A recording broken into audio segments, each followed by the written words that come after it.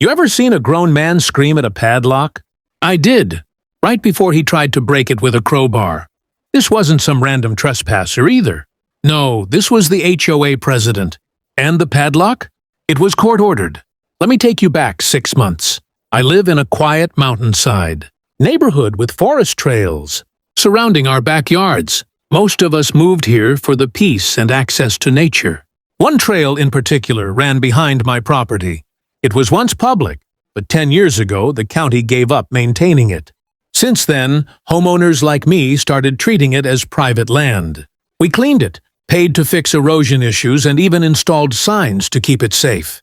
But then came Greg, freshly elected HOA president, early 50s, polished shoes and a permanent scowl. From day one, he acted like this neighborhood was his personal kingdom. Greg believed the trail belonged to the HOA, even the parts that ran along private property. And his grand plan? Open it up again. Public signs, public access, and worst of all, no homeowner approval. It started small.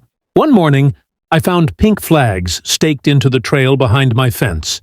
Greg claimed it was survey work. The next week, workers came out with chainsaws to clear the path. When I confronted Greg, he gave me a smile that didn't reach his eyes and said, "The HOA's reclaiming what's ours." I wasn't having it. I checked my deed. Clear as day, that trail segment was on my land. I spoke to other neighbors. Turns out, 3 of us owned parts of the trail directly. Greg just assumed we'd roll over. We didn't. We pooled our money and took the matter to court. Greg scoffed. "It's a waste of time. No judge is going to block community access," he said. But guess what? The judge did. After reviewing the documents, the court ruled that the HOA had no right to open or maintain the trail without homeowner consent. A formal order was issued. The trail was to be locked at both ends immediately. When the locksmith showed up to bolt the gates shut, Greg was there, red in the face, pacing like a caged dog. He shouted, threatened to call the mayor, and finally grabbed a crowbar from his truck. But the sheriff's deputy was already there, watching silently.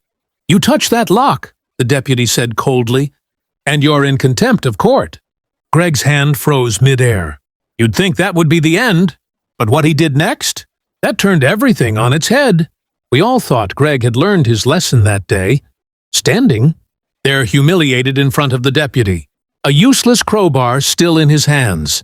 But Greg wasn't the kind of man to back down quietly. The next morning, I woke up to a drone hovering over my backyard. At first, I thought it was some teenager messing around. But after the 3rd pass, it was clear someone was surveying my property. I followed the drone's flight path with binoculars, straight to Greg's porch. There he was, arms folded, watching a live feed on a tablet.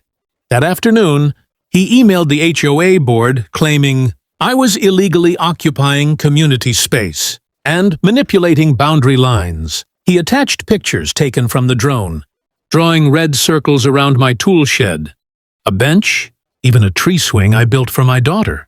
Now, I wasn't just annoyed, I was furious. I'd already won in court, and Greg was still looking for loopholes to harass me. I filed a report about the drone surveillance, and the sheriff called him in for questioning. The drone disappeared after that, but Greg didn't. A week later, HOA newsletters started appearing in everyone's mailboxes. The headline? Trail Access Scandal. What your neighbor isn't telling you. Below was a poorly written rant accusing me of destroying community resources for personal gain. He even hinted that I'd bribed the judge. It was laughable, except some neighbors believed him. That's when I decided I was done playing defense. I gathered every legal document, property lines, the court ruling, even photos from before I moved in showing the trail already fenced off. I hosted a neighborhood meeting in my driveway, invited everyone, families, board members, even the sheriff's deputy.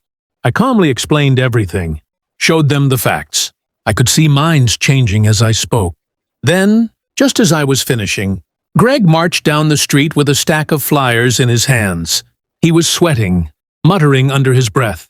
And before anyone could stop him, he shouted, "He's lying! They're all lying!" He started handing out his flyers, but no one took them. One neighbor said, "Greg, you need to stop." Another added, "You're embarrassing yourself." Greg froze. His hand dropped to his side. For the first time since all this began, he looked small.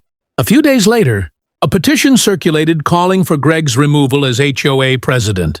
Over 70% of homeowners signed it. He resigned quietly the following week. The trail stayed locked. Peace returned, but I still keep my deed framed in my hallway as a reminder that standing your ground is worth it. If you enjoyed watching this crazy HOA drama unfold, make sure to hit that like button. It really helps the channel grow. And don't forget to subscribe for more unbelievable neighborhood stories just like this one. Got a wild HOA or neighbor story of your own? Drop it in the comments. I'd love to hear it.